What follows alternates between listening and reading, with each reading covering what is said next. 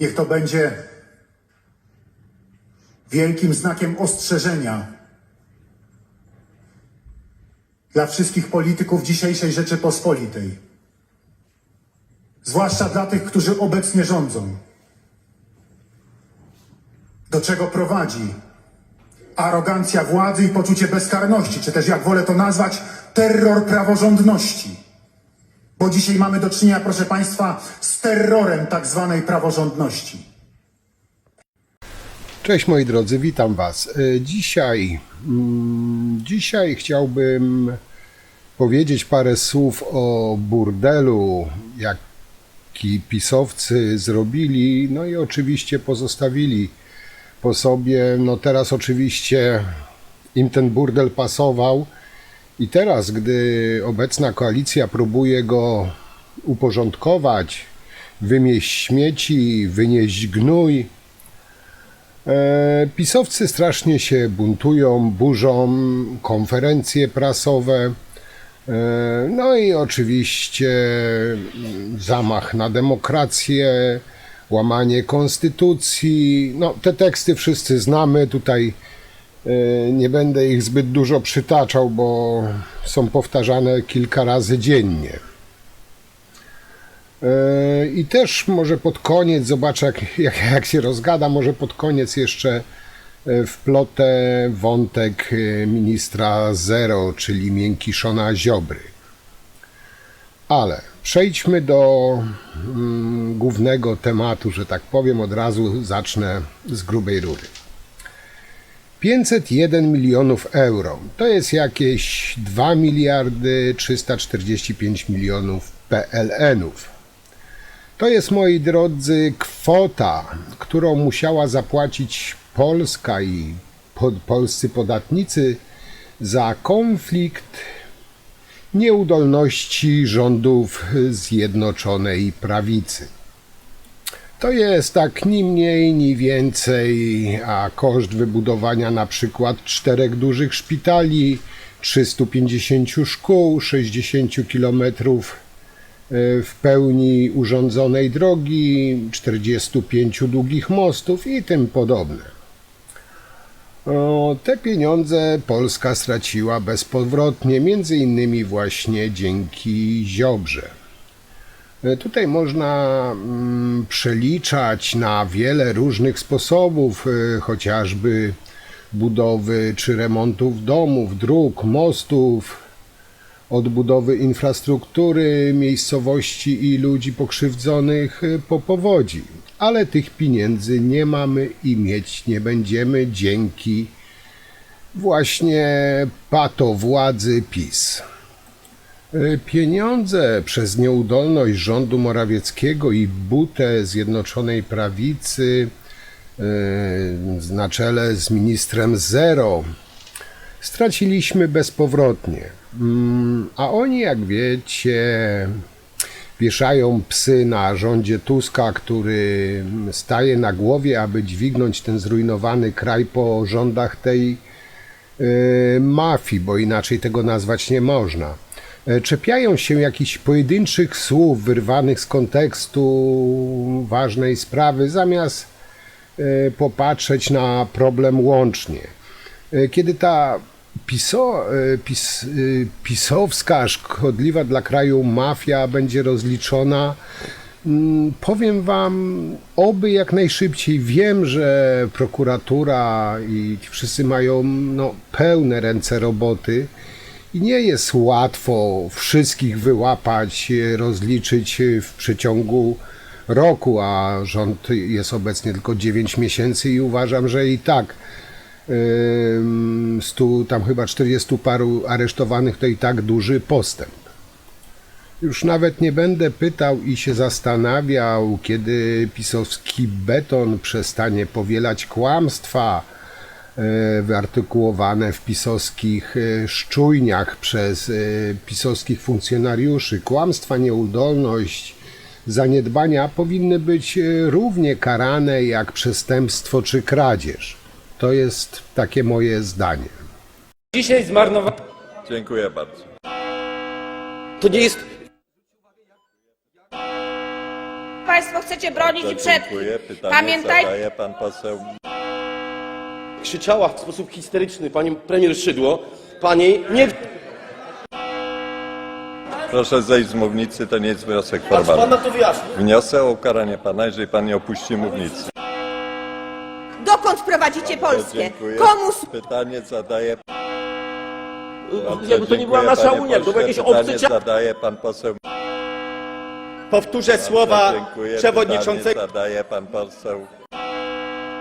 Kiedy pozwoli Pan Prezydentowi podpisać, przyjąć...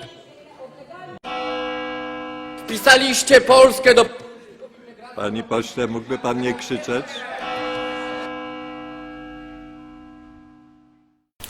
To, co widzieliście na tym krótkim filmiku, to jest sposób rządzenia PiS-u tak w pigułce. Czyli jeśli mówisz coś nie tak, to zostajesz uciszony, kneblowany. No praworządność, no prawo i sprawiedliwość można powiedzieć pełną gębą. Ale do czego ja zmierzam? Chodzi mi tutaj o tą dewastację polskiego wymiaru sprawiedliwości, jakie dokonał Ziobro, łącznie z tym całym PiS-em. No, przez to między innymi też Polska dostała tak gigantyczną karę w Unii Europejskiej. Właśnie między innymi za to, że stworzyli w Polsce system do ochraniania swoich, żeby się czuli bezkarnie, a żeby gnębić każdego, kto nie jest zgodny z linią partii. I pozwólcie, moi drodzy, pogrzebałem trochę, znalazłem i chciałbym się z wami dzisiaj tym podzielić. Znalazłem mechanizm i całą sentencję, jak piździelce wprowadzili ten swój system, bo nie można tego nazwać prawem, ale swój system. To jest taki gigantyczny system bezprawia zbudowany przez lata przez PiS. No oczywiście z udziałem naszego budynia Dudy. Trzeba to teraz mozolnie, konsekwentnie naprawiać. Jest to zadanie precedensowe i piekielnie trudne, tym bardziej, że jak wiecie, pisowcy stają na rzęsach, żeby utrzymać to, co zbudowali. Pozwólcie, że przypomnę wam, jak do tego wszystkiego doszło. Otóż, moi drodzy, w latach 2015-2016 zamach na Trybunał Konstytucyjny. I tutaj trzeba podkreślić, wbrew wyrokom Trybunału Konstytucyjnego, Duda powołał 3 dublerów, a potem kucharkę Przyłębską na prezeskę tego niby, to już wtedy atrapy Trybunału Konstytucyjnego, bez uchwały Zgromadzenia Ogólnego Sędziów Trybunału Konstytucyjnego. Taką zwykłą większością głosów w Sejmie wtedy mieli, to sobie mogli to przegłosować. Przy tym całym procesie był oczywiście towarzysz Piotrowicz, no i przy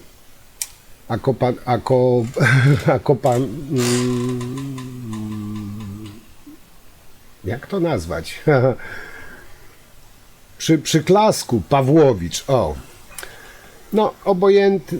Oboje dostali potem, jak wiecie, miejsce w Trybunale Przyłęckiej. Śmietanka doborowa, kucharka, komuch i awanturnica.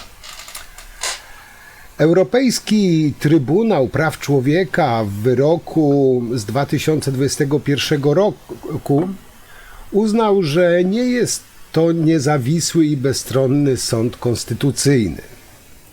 I teraz tak, ten politycznie podporządkowany pseudo-Trybunał Konstytucyjny stał się marionetkowym teatrem wydającym dowolne orzeczenia według zapotrzebowania PiS-u. w tym słynne aborcyjne czy uznające traktat o Unii Europejskiej i Europejski Praw Człowieka za niezgodny z ustawą zasadniczą. Kontrola konstytucyjna działań PiS-u przestała tak naprawdę istnieć. Mogli uchwalać dowolnie, ale to dowolnie co tylko sobie zamarzyli. Najbardziej naruszające porządek konstytucyjny ustawy. Wiecie, że Przyłębska by wszystko przyklepywała. W 2016 roku ustawa Prawo o prokuraturze zmieniła ustrój politycznego oskarżyciela, taki w swoisty urząd carski. Taka hierarchia, podporządkowany i zależny w pełni od Ziobry i jego akolitów. Stał się taką polityczną bronią przeciwko opozycji, narzędziem ochrony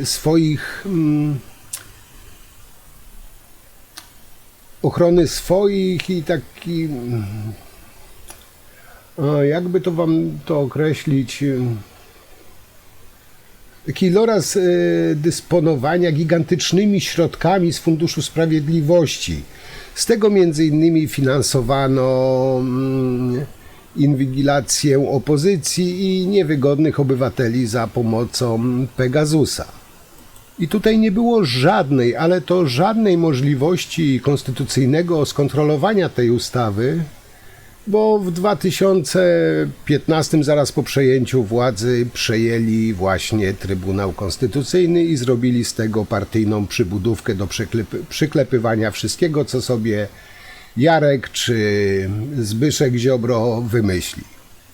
No ale oczywiście tego było im mało i między 2017 a 2018 zdewastowali niezależność sądownictwa, ustawy o KRS i Sądzie Najwyższym, no i prawa o ustroju sądów powszechnych.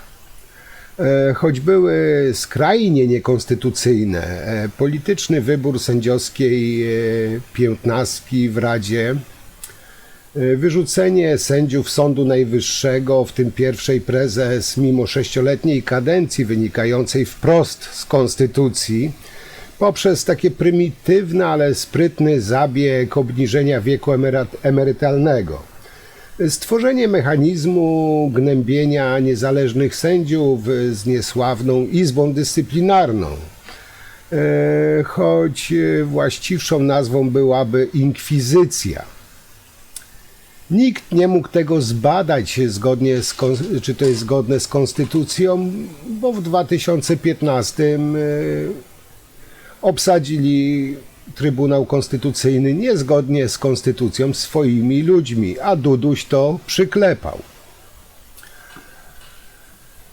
No i 2023 rok. Zabetonowanie zmian w prokuraturze poprzez przyjęcie tuż przed wyborami nowelizacji po to, aby uniemożliwić nowemu rządowi jakiekolwiek ruchy kadrowe,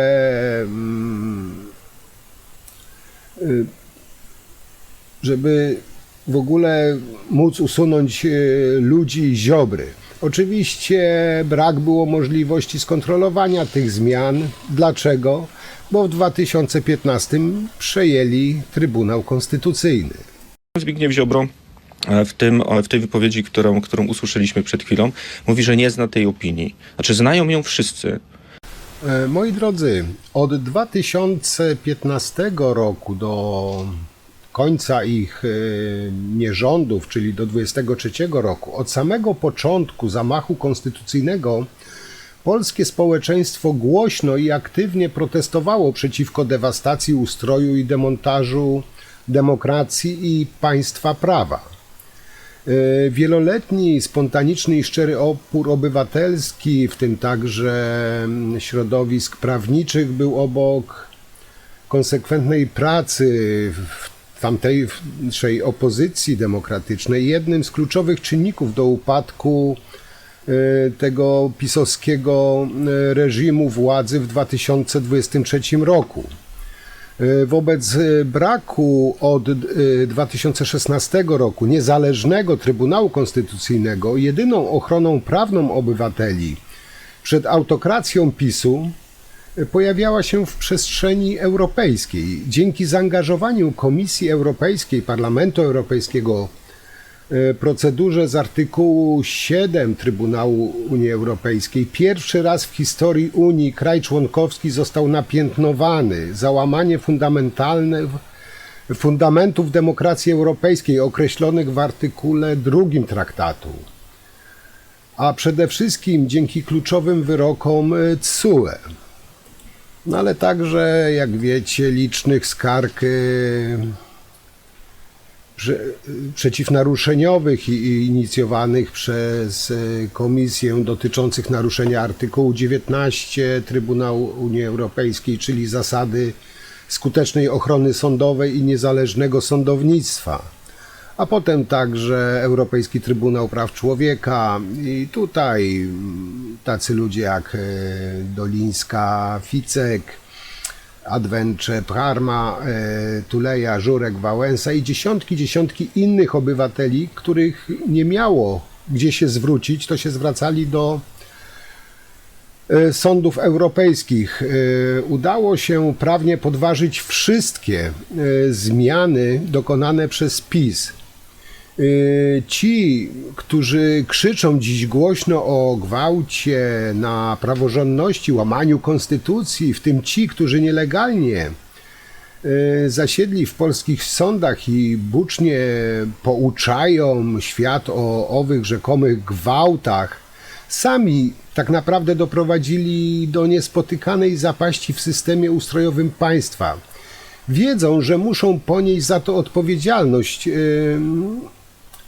I tutaj demokracja, państwo demokratyczne nie może tego od tak zapomnieć, bo po prostu to wszystko wróci. W więzieniach pod nadzorem Bodnara dzieją się rzeczy makabryczne, dzieją się rzeczy skandaliczne, to wymaga wyjaśnienia na forum międzynarodowym. Tak, będziemy to eskalować na forum międzynarodowe. Tak, nie damy sobie zakneblować ust gadaniem o tym, że jest to wynoszenie informacji poza Polskę. A co ma robić osoba, którą bandzior bije kijem baseballowym po głowie? Może tylko krzyczeć i my będziemy krzyczeć, bo ten bandzior wali nas po głowie kijem baseballowym. Taka jest rzeczywistość. I teraz przejdźmy do ministra Zero. Jak wiecie, no on biedny, on chory, on leży w szpitalu. Ma przeszczepione, nie wiem, żołądek do płuca, dupę do ucha, ucho do nogi. No jest po prostu mini Frankenstein. Ziobro bezczelnie jeszcze twierdzi, że on może się pojawi, może nie. Tutaj, jak widzicie, w poście Ziobry mówi, że no, to jest wszystko manipulowane, łamane z prawem. No powiem tylko, że Ziobro i ziobrzyści zapominają o podstawowej sprawie.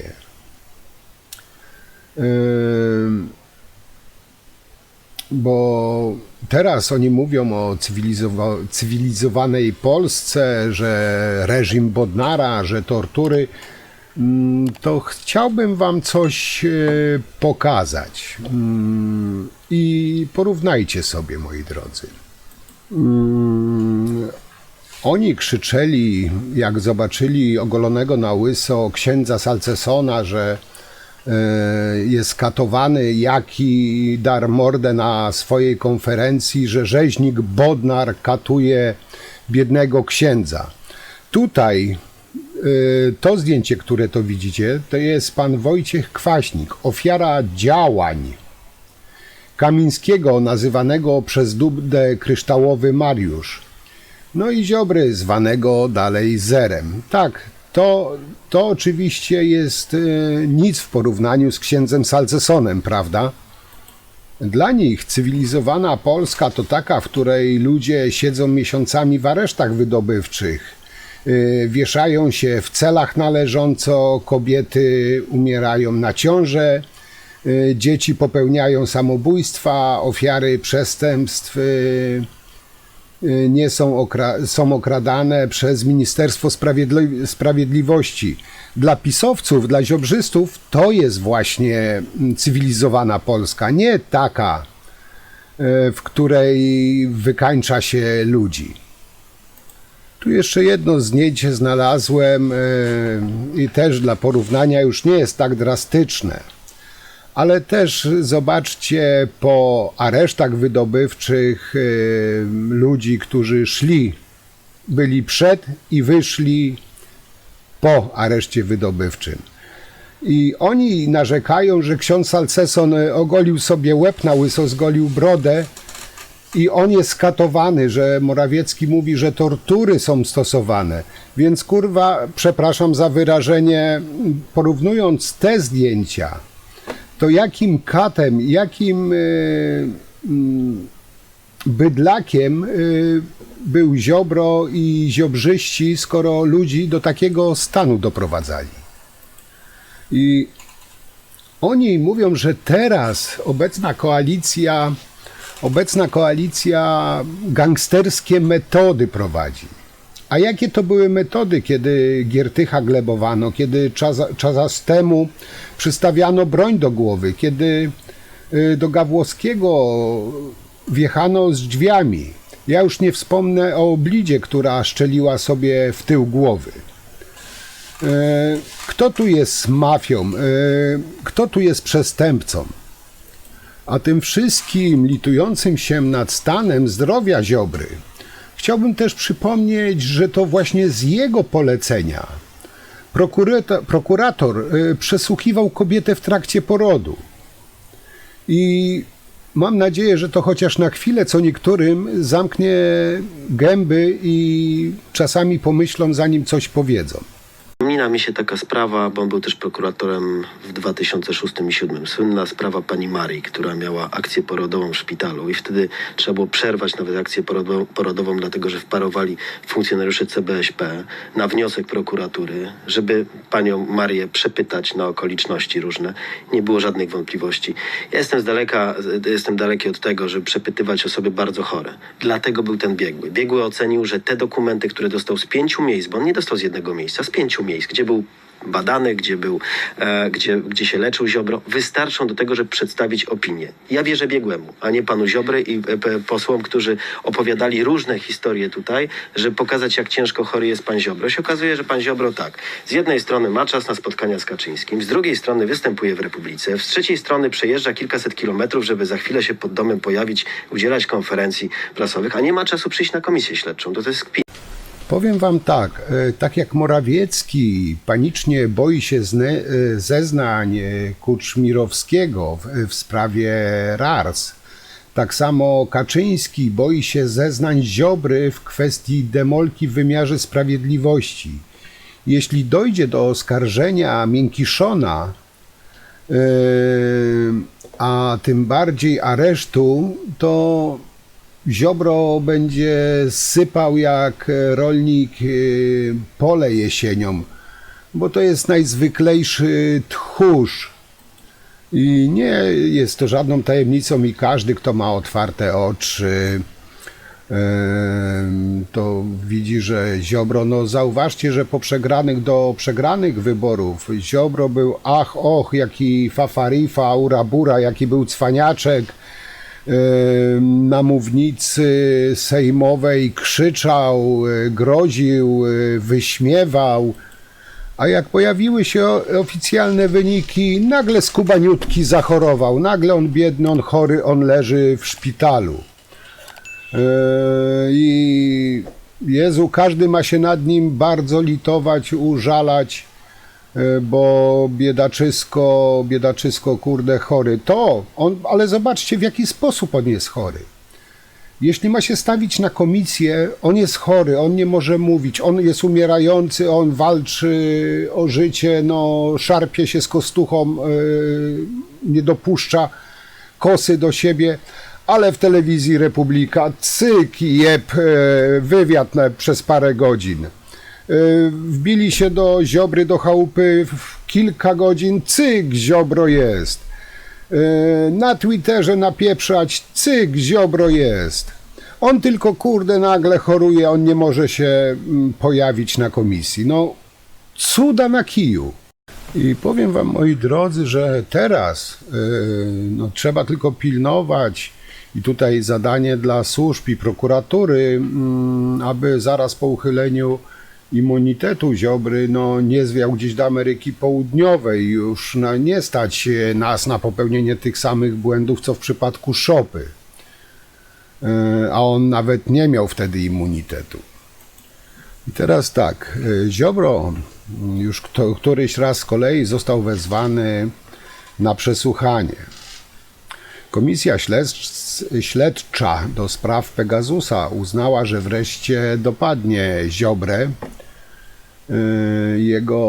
jednego z tych bohaterów inwigilowania opozycji zarządów PiS-u.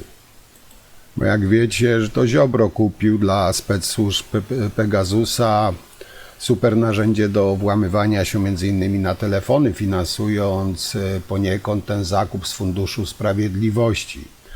A potem to jego prokuratorzy nadzorowali postępowania, w których Pegasus był używany przeciwko opozycji. No, tyle, że Ziobro, moi drodzy, zeznawać przed komisją nie miał i nie ma zamiaru, tłumacząc to swoją chorobą nowotworową. Ponieważ zaczął się leczyć dokładnie w momencie upadku rządu PiS w grudniu minionego roku.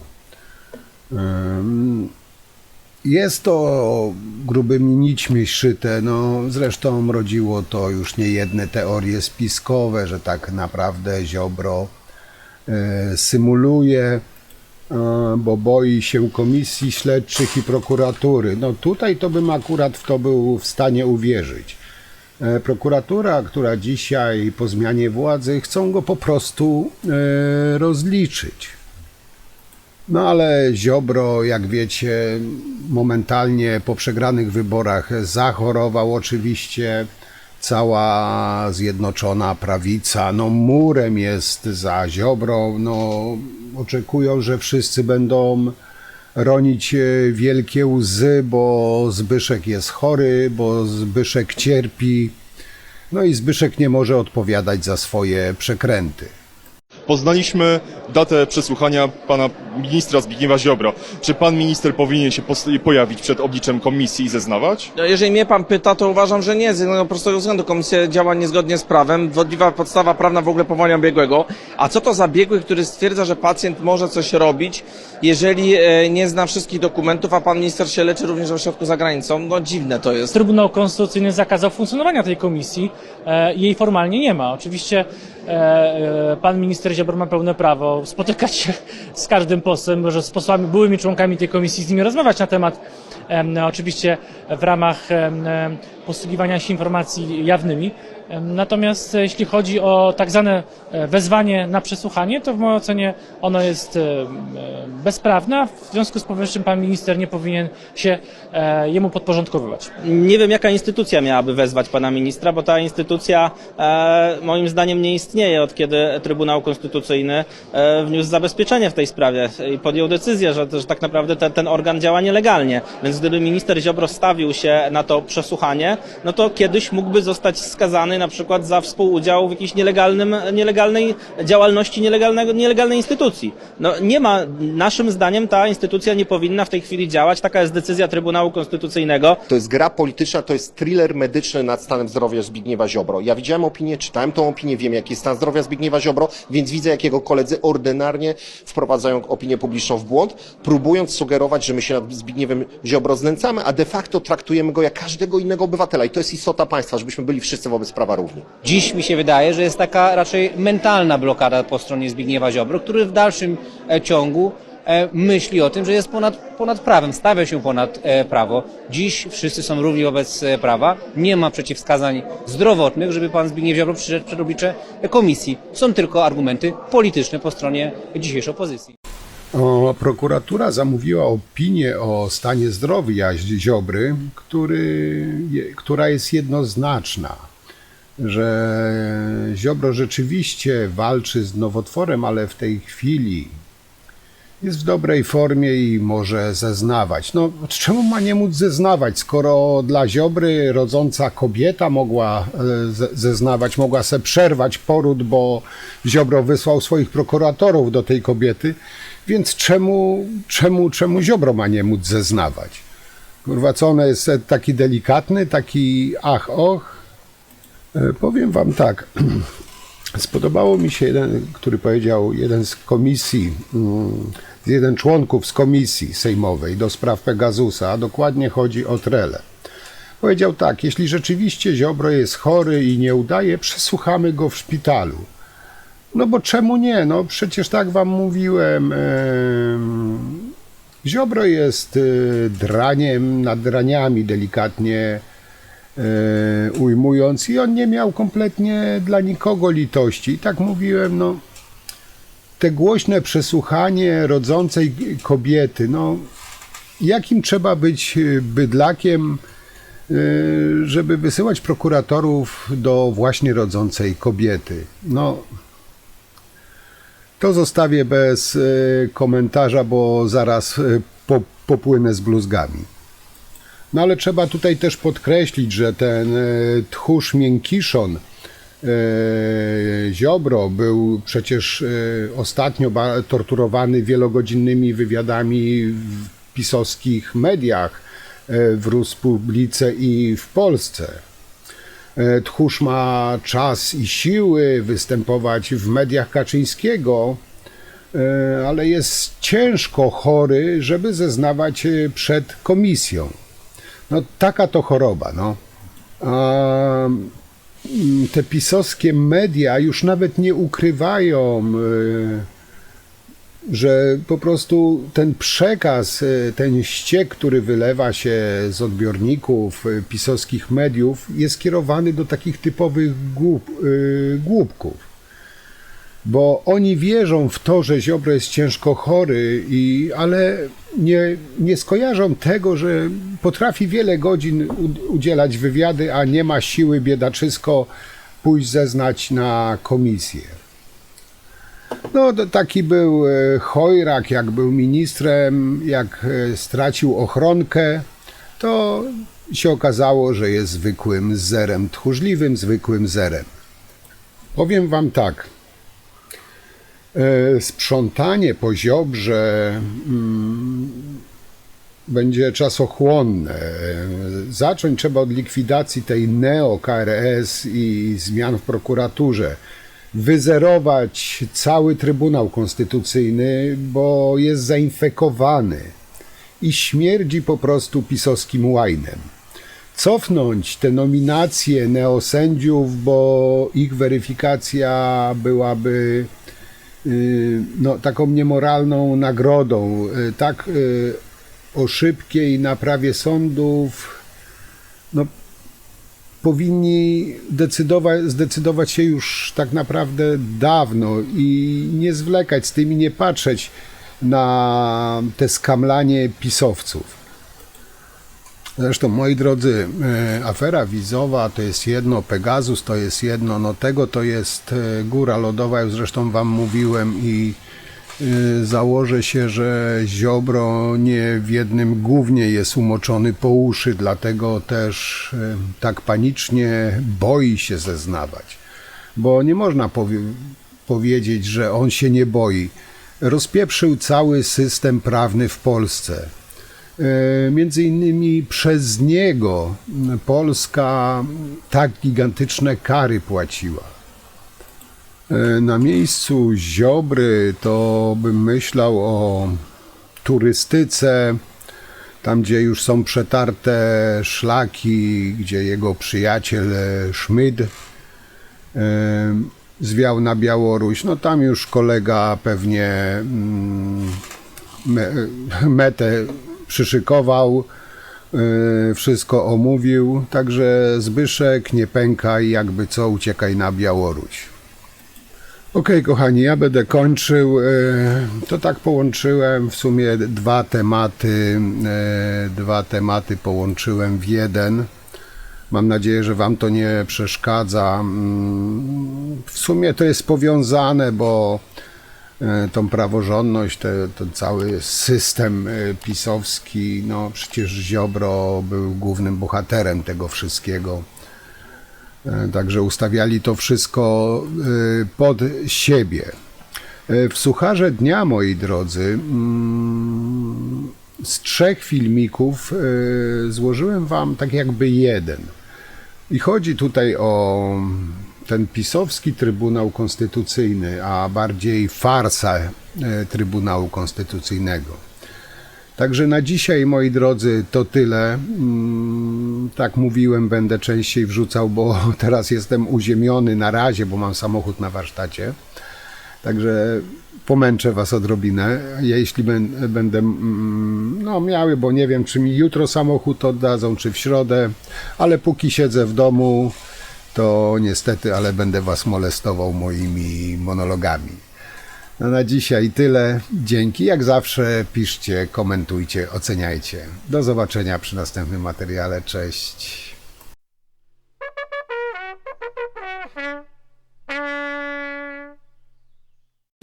Proszę usiąść.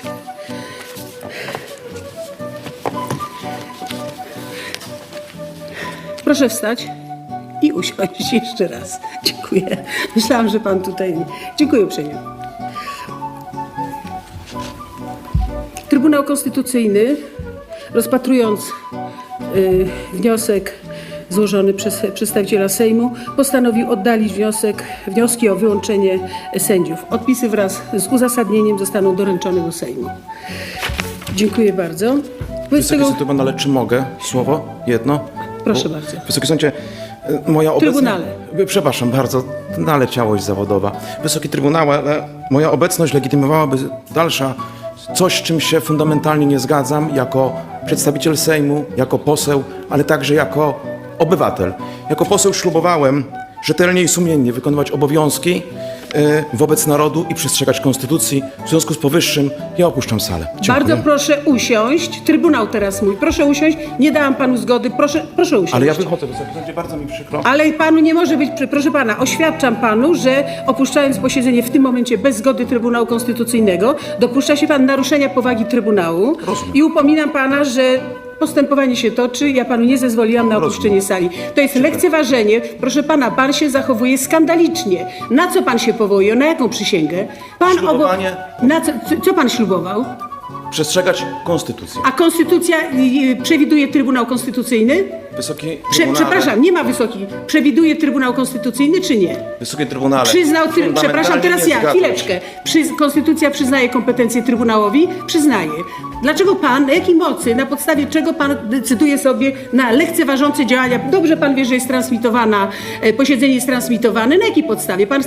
Co pan chce okazać? Lekceważenie Trybunałowi? Bynajmniej. Lekceważy pan. Pan jest posłem. My szanujemy pana, traktujemy pana tutaj bardzo poważnie i proszę zostać i wysłuchać dalszego posiedzenia. Nie widzę takiej konieczności. Dziękuję. Ale ja widzę taką Do widzenia. konieczność. Jeśli widzowie tutaj oglądają nas, tak zachowują się posłowie, którzy sprzeniewierzają się swojemu ślubowaniu poselskiemu. Złożę dziś zawiadomienie o możliwości popełnienia przestępstwa przez panią sędzię Trybunału Konstytucyjnego Krystynę Pawłowicz, która nałożyła grzywnę na posła na Sejm Pawła Śliza, mimo że jest objęty immunitetem poselskim. Również sędziowie Trybunału Konstytucyjnego, to może nowość dla niektórych, są zobowiązani przestrzegać obowiązującego w Polsce prawa. W związku z powyższym takie zawiadomienie dzisiaj prześlę do prokuratora generalnego Adama Bodnara. Pani sędzia Krystyna Pawłowicz wezwała mnie do publicznych przeprosin za złożenie na nią doniesienia do prokuratury. Zażądała też konferencji prasowej dla wszystkich mediów. Mam jakąś taką potrzebę doprecyzowania ze strony pani sędzi Pawłowicz, czy wszystkie media to mają być tylko media krajowe, czy też mamy zwrócić się w ogóle do wszystkich mediów funkcjonujących w naszym wszechświecie, a więc poprosić o obecność przedstawicieli mediów nowozelandzkich, zwrócić się do naszych kolegów, koleżanek z Chile. Nieprecyzyjnie to zostało sformułowane, więc mam nadzieję, że zostanie doprecyzowane. Pani Pawłowicz w tym piśmie bardzo precyzyjnie mówi, jak mam wyglądać, co mam mówić, czego mam nie mówić, ile to wszystko ma trwać. Bardzo Bardzo lubię, kiedy rzeczywistość jest poukładana. Przywykłem też do tego, żeby być dowodzonym przez kobiety, więc nie ma tutaj też nic, co specjalnie mnie zaskakuje.